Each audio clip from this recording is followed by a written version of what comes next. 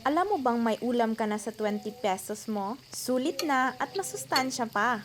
Kung sa market ka na mamalingke, mayroong already sliced na mga tira-tirang gulay at nakapak na siya na tag 10 at saka tag 20 pesos. Yun ang bilhin mo, yung pakbet cut or chop suey cut. Bumili lang ako ng tag 20 na pack ng chop suey cut at ating lulutuin. Simple lamang ang reseping to. Magisa ka lang ng bawang at sibuyas. Meron akong pritong atay ng baboy kaya magsahog ako ng konti, siguro mga isang slice lang. Para may lasa naman ang aking nilulutong chop suey. Paghugas ko ng aking chop suey cuts na mga gulay, sineparate ko yung matitigas at saka yung mga dahon-dahon. Unahin nating igisa ang mga gulay na matitigas nang sa gayon mas una siyang lumambot para sabay-sabay na sila sa ating chop suey cut na mga gulay na dahon.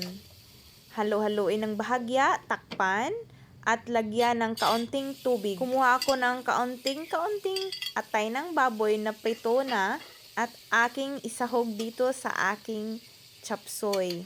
Lagyan ko lang ito ng siguro mga half cup ng water para lang pampalambot ng ating gulay. Kung ikaw ay nagda-diet, pwede sa'yo to na recipe. Kunting kanin at saka maraming gulay. Ay, nako. Sobrang sarap nito. Ang ating sauce ay mixture ng 1 cup ng water, half kutsarita na cornstarch, isang kutsara at kalahati na toyo at saka maraming paminta at konting asin.